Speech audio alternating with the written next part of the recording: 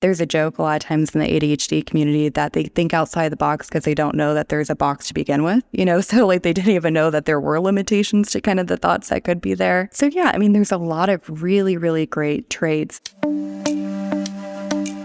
Understanding ADHD is not just about grasping its effects on learning or work. It extends to our personal relationships and friendships, too. How does ADHD impact the way we connect, communicate, and care for our loved ones?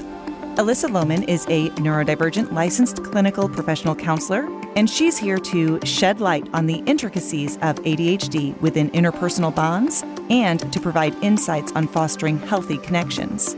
That's straight ahead on episode 183. I'm Emily Kircher-Morris, and this is the Neurodiversity Podcast. What is neurodiversity? You see the world differently. Autism spectrum. Gifted. Complexities that are inherently inside. ADHD. Dysgraphia. Tourette's. All brains are different. You are exactly what this world needs. This is the Neurodiversity Podcast. While we're on the topic of ADHD's influence on relationships, we're excited to bring you something special. After my conversation with Alyssa, I was thinking about how many of you might really benefit from having a guide to either reflect on your own experiences and relationships as an ADHDer, or to have a conversation with the ADHDers in your life. So, we created a set of reflection questions and printable journal pages to help both adults or kids and teens to delve deeper into understanding how ADHD impacts their relationships. Hopefully, these will encourage dialogue and foster understanding. To get your hands on this free resource, click the link in the show notes. This is a great tool for anyone who knows and loves an ADHDer, whether that's your child, your student, a client, or yourself. Okay, my conversation with Alyssa Lohman is up next.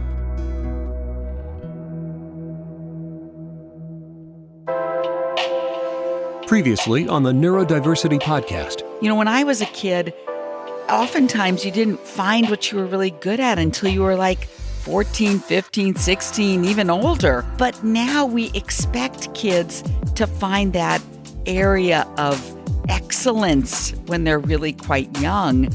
And the way they tell us that they're not ready for that is by looking like they're unmotivated and unwilling to try new things because they're afraid they're not going to be successful in them. And we tend to want to love the kid who we want that kid to be, as opposed to the kid who was right in front of us telling us what they already love to do. That's episode 171. Find it wherever you get your podcasts.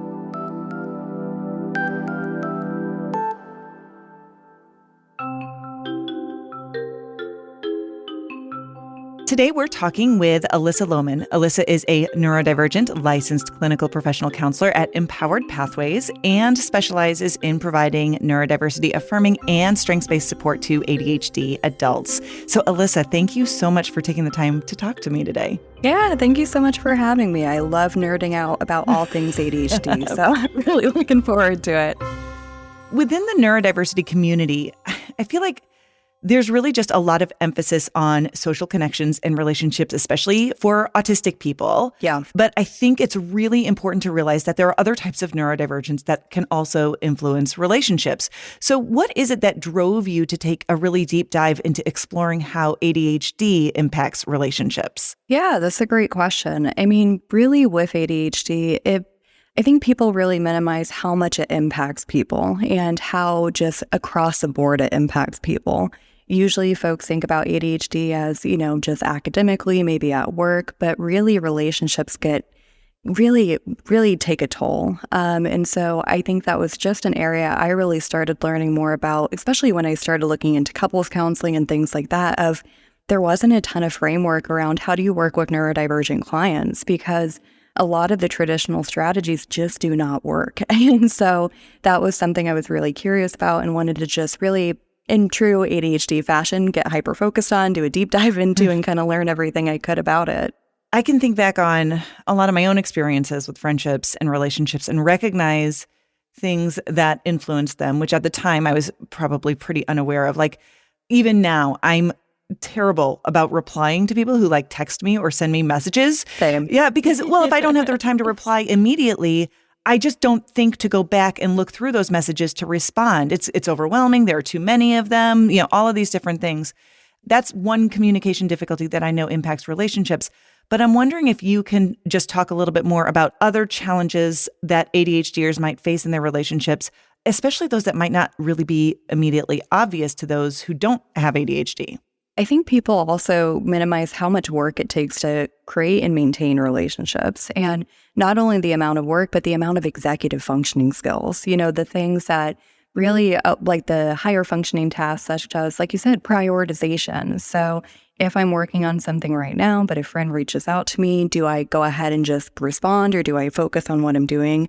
That distractibility. I mean, there's all kinds of things that are a part of social skills that are also directly connected to executive functioning. And as we know, ADHD is inherently an executive dysfunction kind of condition. So I think the things that people don't realize is a lot of the things that folks with ADHD are trying to do to actually be attentive, to actually be engaged in conversations, comes across as being rude, or maybe like they're trying to monopolize a conversation for themselves. They're trying to take over. But it's really their way and strategy of trying to remain attentive, because when we're able to stay connected in a conversation, and when we're like, oh, hey, that reminds me of this makes me feel connected, I feel like I can personally relate to it, that can sometimes unfortunately come across as, oh, you're making it all about you. Or, if you're being really fidgety or you're using different things to try to make sure that you are focusing, they're like, why are you so distracted?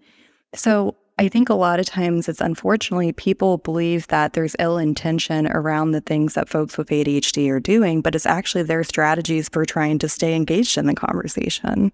I know for me, one of the things that really stands out in my mind is I tend to be impulsive and I interrupt, as much as I try not to do it on the podcast, especially in just an authentic conversation.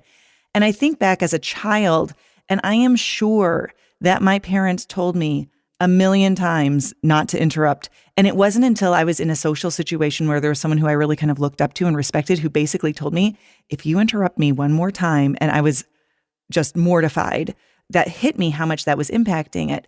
But just like you were just saying, even now, if we're in a group conversation or something happens and something spurs my interest, you're right.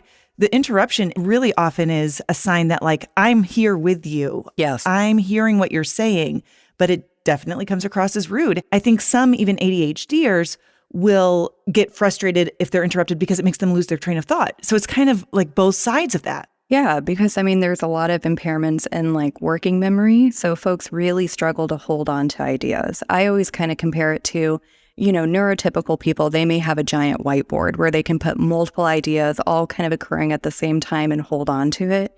ADHDers have like an Etch-a-Sketch, where it's like, it shakes off. And then like the second that you have another idea, it replaces it. And so you're trying desperately to hold on to that thought. You're trying to pay attention, but there's so many competing interests at that time that it makes it really difficult for you to be fully attentive and then doing all of those different executive function skills at the same time of, I want to engage, I want to participate, but I need to be listening and I need to not be impulsive. I don't want to get distracted and get off topic. But it is that constant fear, really, of what if I lose my thought and then I get lost in the conversation. And yeah, I mean, even with what you described too, there's a lot of impairments in hindsight and foresight. So being able to look back on previous social experiences. So typically it's very delayed. So in the moment, you can't remember that you interrupted every other conversation you've ever had, so you're not learning from those past experiences until after the fact. And then you're remembering, gosh, I do this a lot, don't I? But you're not able to do it at the point of performance where it's like, when can I use that knowledge and that information from these past experiences to then be able to apply it to the here and now? Yeah. There's also a lot of deficits in being able to just do social observation kind of learning. So a lot of other folks learn from other people's mistakes. And unfortunately, people with ADHD really struggle to have that, to be able to kind of use that hindsight again of, oh, I remember maybe when my parent did that and they kind of got reprimanded, or I remember when my friend had that experience. Those impairments make it difficult to kind of use that entire life knowledge to then be able to change or challenge behaviors in the moment. You mentioned executive functioning, and I'm curious, whether we're looking at perhaps the diagnostic criteria for ADHD or just thinking about those executive functioning pieces. Yeah. What are some of the characteristics specifically related to ADHD that can influence this? We've mentioned kind of, some impulsiveness, working memory. What are some of the other areas where we might see this? I think especially with, kind of building off of impulsiveness, people typically think of it in just the super stereotypical way, right? Where it's just like, oh, squirrel. But it's a lot more of, you have a thought that kind of connects to another thought, and then that leads to another thing and another thing. And sometimes that impulsivity is just really getting distracted and not being able to filter out information as it comes to you and really just acting on it. But I do think that filtering issue is a huge part with ADHD too, of not knowing what information is important and what information maybe doesn't need to really have a whole lot of follow-up on. People really struggle with kind of that context, keeping things within a certain context and knowing when is it enough and when is it not enough. So a lot of times with ADHD and communication, they just talk at length, right? Where it's just like, I don't know if I've said enough to explain myself, but now I can kind of tell maybe that people are checking out. They also may not know if they have enough information from the other person. So they may be like, okay, I'm going to keep asking questions about this. I want to make sure I really understand it. I really know what I need to be doing. And so it's a lot of difficulties with synthesizing information, knowing when there's enough information for you to be able to act on it. And of course, remembering the information later on to then be able to do something too, which can create a lot of problems. So being able to process it and then be able to retrieve it and pull it back up later. I think there's also this aspect that's kind of a both and to these situations. And so I'm sure that there are probably some ADHD characteristics that can actually be an asset in relationships. Oh, absolutely. What would you say are some of the strengths that ADHDers bring to relationships and those connections with people? I mean, I will say I absolutely adore working with ADHD clients. There's so much energy, I think in general in relationships too. It's just this, there's a passion, there's an interest, a lot of times I'll talk to clients about like, you will feel some of the highest highs with ADHD. You will enjoy things and you will be passionate and invested in things to an extent that other people may never experience. You may just be so driven by something. And that can be a really great quality in a partner, right? Where they really care about the things that you're talking about. They maybe really get invested and help you really get involved in something that's maybe a hobby or an interest of yours. They can really hyper-focus on relationships too. So in the beginning of relationships, they can be like the best partners ever, where they're so attentive, they're really unique and kind of creative in ideas that they're coming up with. And we'll kind of talk about that more later about how that can kind of fade and that can create some relationship difficulties. But really the strengths are that creativity, they're just really passionate, they're really spontaneous. There's a joke a lot of times in the ADHD community that they think outside the box because they don't know that there's a box to begin with, so like they didn't even know that there were limitations to kind of the thoughts that could be there. So yeah, I mean, there's a lot of really, really great traits, creative, quick-witted, super humorous, just a lot of really amazing qualities in a partner and in a friend too. We're talking a lot about, I think, how all of these ADHD traits really influence communication. I'm also just reflecting on how somebody's executive functioning can also just influence a relationship. So say, for example, people who are in a romantic relationship, the frustration if somebody doesn't remember to pay the bills or they're disorganized, and they're kind of messy, like that can also be a barrier, I'm sure, to having a really satisfying and fulfilling relationship. Oh, yeah. And there's a lot of research and kind of Melissa Orlov, she does a lot on adult ADHD romantic relationships. And she talks about how there's a parent-child dynamic that can often develop in relationships where there's one client or one partner with ADHD and one partner who doesn't have ADHD. Even if both partners have ADHD, there's usually kind of differences and maybe impairments or kind of specific areas that they struggle. Especially women with ADHD, they tend to mask and kind of mitigate their symptoms more. So they continue to still really take on the brunt of household chores and things like that too. So that is something I think is really important to notice because, like I said, in the beginning, when you're just dating, you don't have as many of those executive function kind of skills that you have to be doing. I mean, there are some, of course, but as you get married, as you have children, as you have all of these new kind of responsibilities in your life, the systems and the kind of self-accommodations that you've had and the kind of not having as much kind of executive function, kind of high priority, like high importance kind of tasks that you had to do, it really starts to create some kind of rifts in relationships of now it feels like you being spontaneous and you just being impulsive is no longer maybe an asset because we need to make sure we have dinner on the table. Like, those things sometimes start to feel like they're not as beneficial as they used to be earlier on when there weren't as many competing interests. Yeah. I know as a parent specifically, the executive functioning that it requires for me to manage my own life, but then also manage my children's lives. Oh gosh, yeah. The homework and the papers to return and the sports things and the whatever. Yeah. That cognitive load can be so overwhelming. And I'm sure that that's something that a lot of people face as well. And a lot of times too, like it's very rare for it to just be one person with ADHD in a family. Mm-hmm. It's very genetic. It's as genetic as height. So it's very possible too where there's multiple folks in the family who are experiencing ADHD or some type of neurodivergence, which really kind of complicates the picture too of their specific systems, maybe their stimulation needs that they have of they need to really kind of increase stimulation. So they're turning on music or they're having more noise and you're already feeling kind of tapped out and you need less stimulation. It can really create a lot of kind of conflict within competing needs and interests. And like you said too, just capacity wise, like you're adding so much more to your plate to try to manage and kind of keep track of that. It's going to really create some emotion dysregulation. It's going to really kind of challenge your executive functioning pool as much as possible to be able to just kind of get through each day. I know a lot of our audience includes a lot of parents, like you mentioned, who may or may not be neurodivergent themselves, and they're raising neurodivergent children and teens. How does the way that ADHD impacts relationships shift from the time maybe that they're kids to young adulthood and then maybe later in life? Yeah, with those shifts, I would say when you're younger, there's not as much executive function connected to the social aspects or relationships.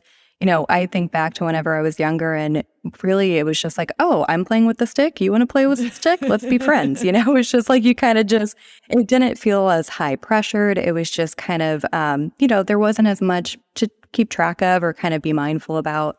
But as you get older, it does get a lot more complicated to, again, create and maintain friendships. There's a lot of competing interest as your schedule gets busier, as, maybe you start dating. So then there's kind of like, there's somebody specific in your life that you are spending a lot of time and energy on, but then also your friendships, like it's just a lot to balance. And especially, throughout these different life stages of gaining independence and kind of more autonomy and going off and trying to have more responsibilities, that can really impact relationships too. Of, a lot of times we notice there being some difficulties with social relationships when people go from high school to college, because that can be a really overwhelming experience of you have to kind of put yourself out there. You have to find unique ways to maybe make connections.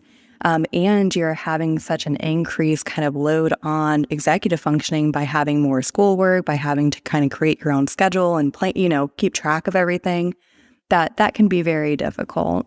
I think also that's where some of the risk behaviors with ADHD can become problematic. So some of that impulsivity, binge drinking is very common with folks with ADHD. So social pressures around kind of hanging out with friends and kind of having those things going on, that can be difficult. I think throughout the lifespan, it's just kind of being mindful about what are the new skills that people are typically needing to kind of have, and how could ADHD be specifically impacting that? One thing I had heard that's really helpful to keep in mind too is folks with ADHD are typically 2 to 3 years behind kind of typical executive functioning development. So a lot of times you'll hear folks say like, my 16-year-old acts like they're 13. It's like, well, yeah, they literally kind of have the executive function skills of a 13-year-old. And so I think especially for parents and things, it's important to keep that in mind of you may need to maybe modify the responsibilities you're giving kind of folks with ADHD, maybe how your some of your parenting strategies are kind of just what are things that could be delayed and could have some struggles in order to make sure that you're really supporting them in the best way you can. Meeting them where they are as opposed to where you think they're quote unquote supposed to be. Yes. Because that developmental trajectory is different. I mean, that it is literally a neurodevelopmental diagnosis. And so we know that it impacts development all the way through. Yeah. I feel like we talk about the inattentive piece and we talk about the impulsive piece, but I can imagine that those two things kind of impact those relationships differently. What are your thoughts on that? I mean, when we think about inattentive, it's probably more of that feeling of they're not paying attention, they're not being mindful, maybe they're not remembering things. It's a lot more of kind of that distractibility, the impulsivity, hyperactivity, especially in relationships. That may be just like the constant movement or kind of like fidgeting, it feeling like they're distracted. A lot of times what I see in relationships is, again, in an attempt to maybe pay attention, people are multitasking, but it's kind of more mindless multitasking where maybe they're kind of like moving things around on the countertop or they're kind of pacing around, and their partner may be like, why are you not paying attention? You need to sit still. You need to kind of listen to me. And it's like they are paying attention. So I do think that can be a big piece with the hyperactivity, impulsivity. It's figuring out, again, stimulation needs. Do you maybe need to have some white noise on in the background when we talk? Would it be more beneficial for us to walk and talk and go for a hike or, talk about the stuff in the car, or just, is there something that you need in order to be able to show up in the way that I need you to, and also that's going to be more beneficial for you? Because really with hyperactivity, they just need more stimulation a lot of times. And that can be an easy thing to accommodate as long as you're willing to acknowledge it is a genuine need.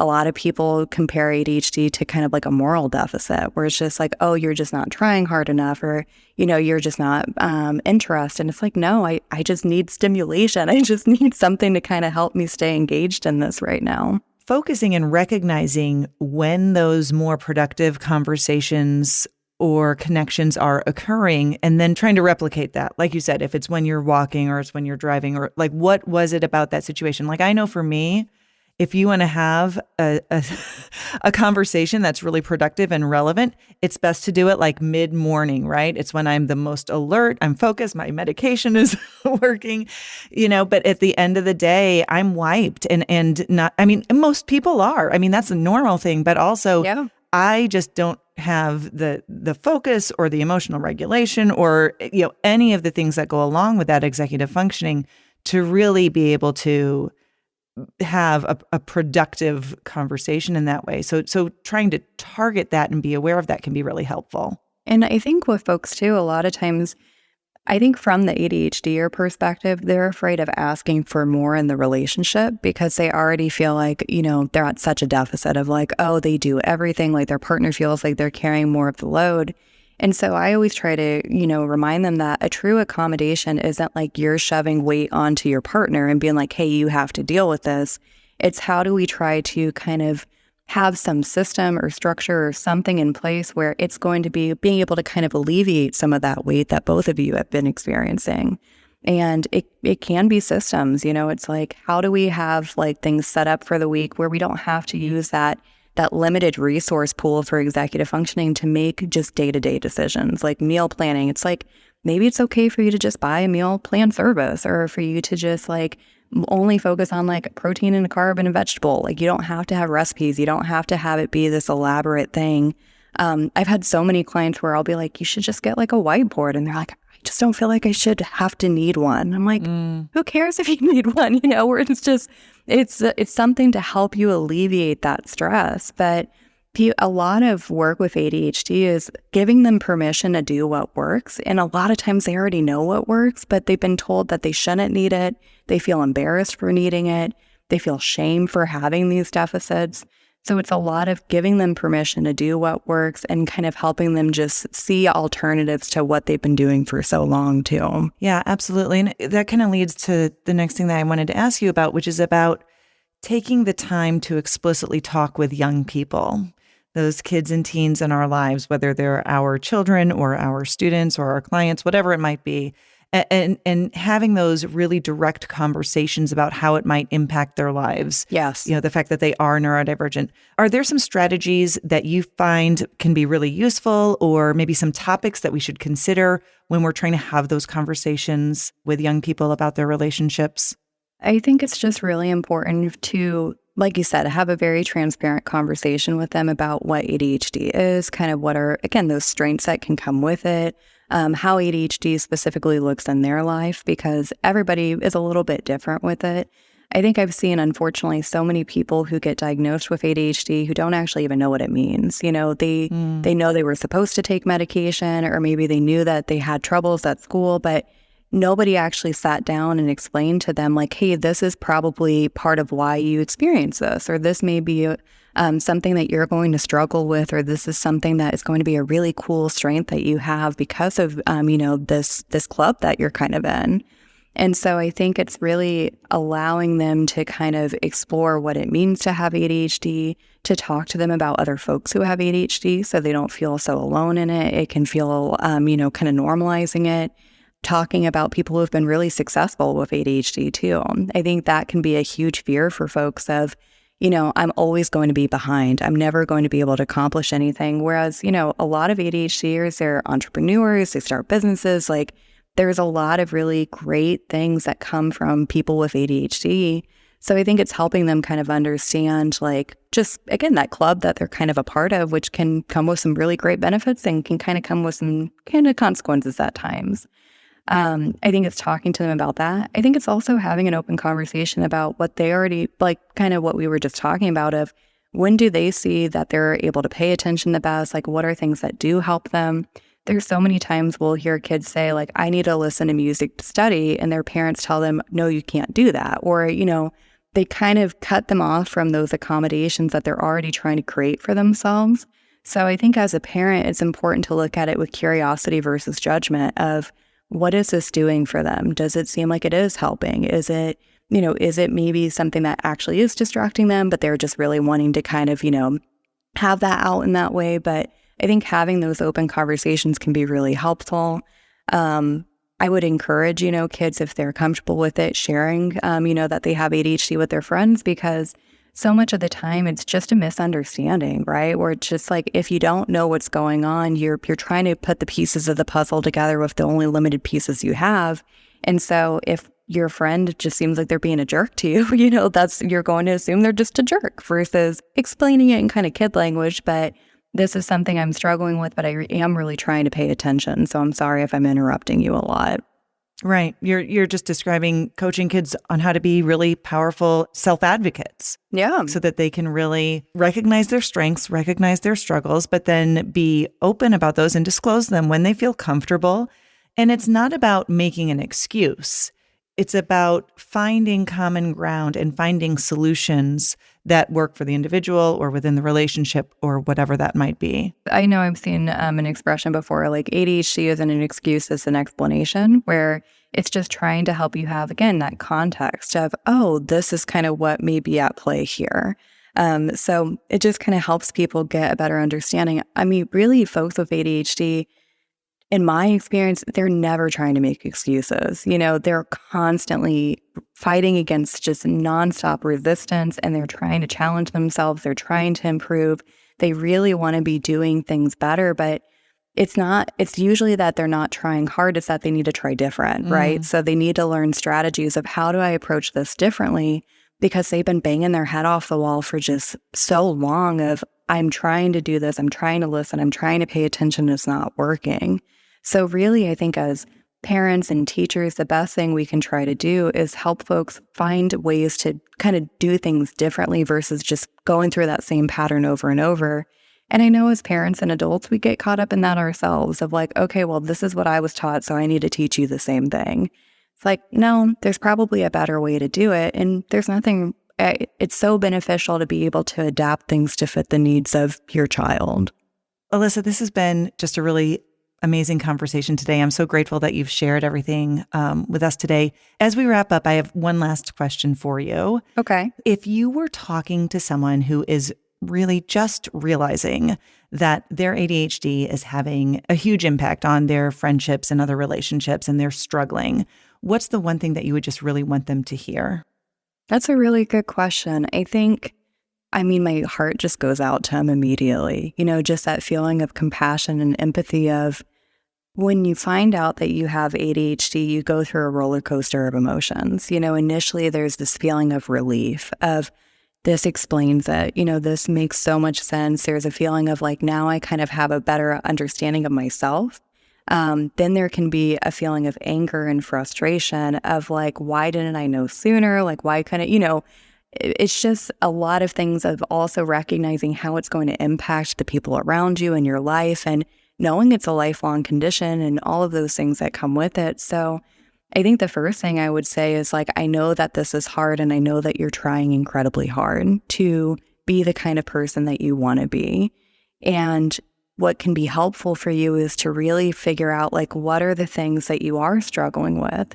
I think with self-compassion, it helps you realize that you have worth no matter what, but also when you are able to recognize you do have struggles without feeling like your entire being is dependent on you being perfect, it allows you to have a more accurate assessment of kind of where you could grow and what are things that you could be doing differently. So I think for folks with ADHD, especially in connection to relationships, it's trying to just help them have that self-compassion of it's okay that you're struggling and that there's these things that maybe you're not perfect at or that you're not amazing at. But the more that you can allow yourself to feel worthy, even though you have those struggles, the more that you're going to be able to really have an accurate assessment of what you need to change and give yourself the space to change. Alyssa Lohman of Empowered Pathways, thank you so much for your time today. Yeah, thank you for having me. I really appreciate it. I know the real stories of folks grappling with ADHD in their relationships, whether in my work as a counselor, as a parent to neurodivergent children, or in my own personal life. So a lot of times I see these moments of disconnect, the crossed wires, the feelings of, why is this so hard? Or are we doing this all wrong? I know how difficult it can be. But here's what we know. ADHD doesn't diminish love or the need to be close. When we're talking about these differences, it's not about looking for a magic answer, but recognizing that being neurodivergent has its own beat and its own rhythm. So let's lean into it. Pick up some drumsticks and remember, neurodivergent relationships are more about feeling the music and less about getting the steps perfect.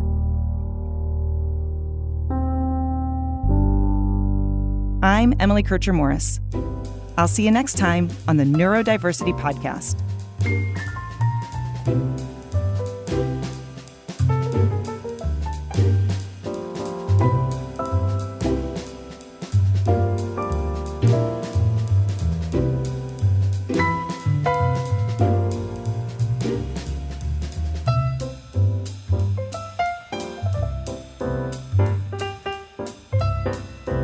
Our thanks again to Alyssa Lohman. You can find out more about her in the show notes. Also, there's a link to a resource related to today's episode. It's a set of reflection questions and printable journal pages to help both adults or kids and teens to delve deeper into understanding how ADHD impacts their relationships. That's free. Just click on the link to download. Our host is Emily Kircher-Morris. Our office manager and social media director is Krista Brown. I'm the executive producer, Dave Morris. For all of us, thank you for listening, and we'll see you next time.